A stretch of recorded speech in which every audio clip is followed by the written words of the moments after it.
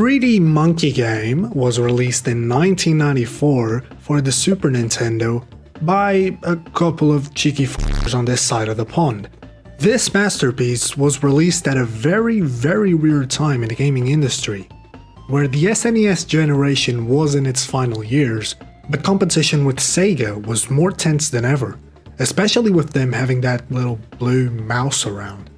So the folks over at Kyoto needed something good to really shove it in the face of the Tokyo fellas, and it's clear the answer was something 3D. Both companies had given this concept its fair share of experimentation, whether it be from seizure-inducing glasses in the 80s, neat little polygons in some games, or later on, seizure-inducing glasses in the 90s. The real question was, how would Nintendo use this technology to their advantage? Especially since 3D was quite expensive. Basically, there was a bunch of technical stuff and little tricks and hacks going on, and there are some excellent videos for you to understand what they came up with. But basically, Rare made 3D renders on their super expensive SGI workstations, and basically just turned that into SNES sprites. In the end, we got ourselves a very polished looking game with beautiful scenery, vibrant colors, smooth animations, and that sweet parallax effect. And you know, the gameplay is cool, the story is cool, the music is great, but what really made this game an icon were the graphics. But still, this is a game, so let's focus on the playability.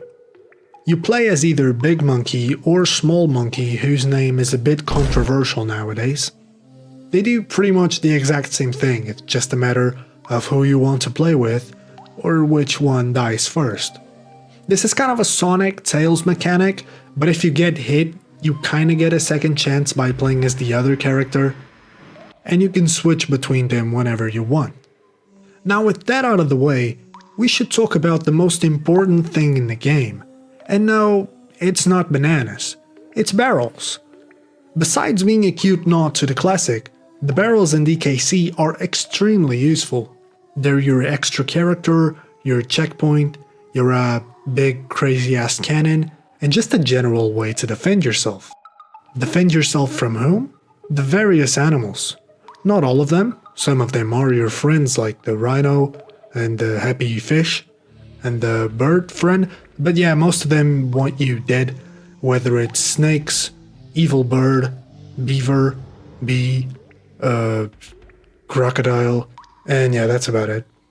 You also got a lot of stuff to collect, like bananas, balloons, weird golden stuff, and letters to form a word.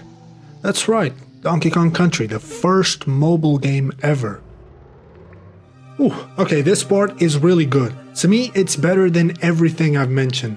And in a way, it's because it ends up being the sum of all the factors that make this game great. DKC has a crazy good atmosphere. It can be so warm, calm, and absolutely majestic.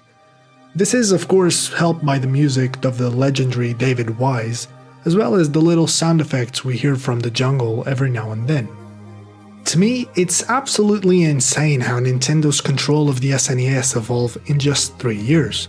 It was clear the 16-bit era wasn't made for this, and an evolution was meant to happen, but still, they did a great job with the extremely limited hardware they had at hand. Donkey Kong Country was absolutely adored upon release.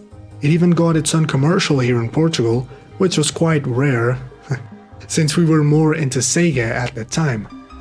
The game eventually became part of a series with 2 lovely sequels on the SNES, Game Boy ports that are even more insane to talk about than this, and a bunch of other games over the years. All inspired by Rare's original design, up until last year's DK Bonanza. DKC was definitely what made Donkey Kong relevant to this day, and not just another forgotten name from the arcade era. I hope you enjoyed this video. Make sure to let me know what you would like me to cover next, and I hope you all have a nice day.